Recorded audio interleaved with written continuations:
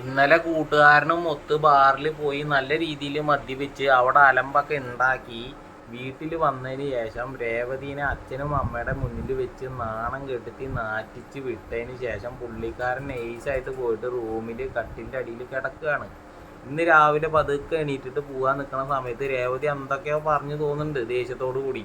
അപ്പോൾ സച്ചി ചോദിക്കുകയാണ്, ഞാനാണ് നിന്നോട് ദേഷ്യപ്പെടേണ്ടത്, നീ എന്നോടല്ല ദേഷ്യപ്പെടേണ്ടത്, എന്താ നിൻ്റെ സൗണ്ട്? അപ്പോൾ നിങ്ങൾക്ക് മാത്രമേ ദേഷ്യം പെടാൻ പാടുള്ളൂ, എനിക്കൊന്നും പറയാൻ പാടില്ല. അപ്പോൾ നിങ്ങൾ എന്തും പറഞ്ഞുകൊണ്ടിരിക്കും, എല്ലാ സമയത്തും ഞാൻ കേട്ടുകൊണ്ടിരിക്കണം അല്ലേ? ഞാൻ എന്താ കളിപ്പാവയാണോ? അങ്ങനെ പറഞ്ഞപ്പോൾ സച്ചിക്ക് കാര്യം പിടികിട്ടി, ഇത് സാധനം കയ്യിൽ നിന്ന് പോയി എന്നുള്ളത്.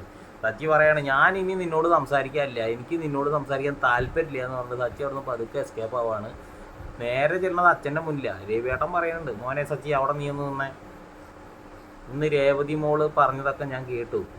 ഇന്നലെ വരെ നിന്നെക്കുറിച്ച് ഒരു വാക്കുകൂടി മിണ്ടാത്തൊരു പെൺകുട്ടിയാണ് രേവതി. ഇന്ന് അങ്ങനെ പറയണമെങ്കിൽ അതിൻ്റെ കാരണക്കാരാരാ? അത് നീ തന്നെയാണ്, അല്ലാതെ വേറെ ആരുമല്ല. സ്നേഹം എന്ന് പറയണതേ അത് കിട്ടണമെങ്കിൽ അങ്ങോട്ട് സ്നേഹിക്കണം, എന്നാലേ തിരിച്ചും കിട്ടുള്ളൂ. അല്ലാതെ നീ ഇങ്ങനെ കാണിച്ചാലൊന്നും അത് ശരിയാവില്ല മോനെ, നീ നന്നാവാൻ നോക്കുന്നൊക്കെ പറഞ്ഞിട്ട് അച്ഛൻ സച്ചിനെ നല്ല രീതിയിൽ ഉപദേശിച്ചു വിടുന്നുണ്ട്. പക്ഷെ സച്ചിയുടെ മനസ്സിൽ ഈ ദേഷ്യവും മാത്രമേ ഉള്ളൂ. രേവതിയോട് ദേഷ്യമാണ്. ഉള്ളിൻ്റെ ഉള്ളിൽ സ്നേഹം ഉണ്ടോയെന്ന് ചോദിച്ചു കഴിഞ്ഞാൽ നമുക്ക് കീറി കുറച്ച് നോക്കാനും പറ്റില്ല. സ്നേഹം ഉണ്ടാവുമായിരിക്കും, പക്ഷെ നിസ്സാര കാര്യത്തിനാണ് ഇങ്ങനെ പൊട്ടിത്തെറിക്കണത്, അതാണ്.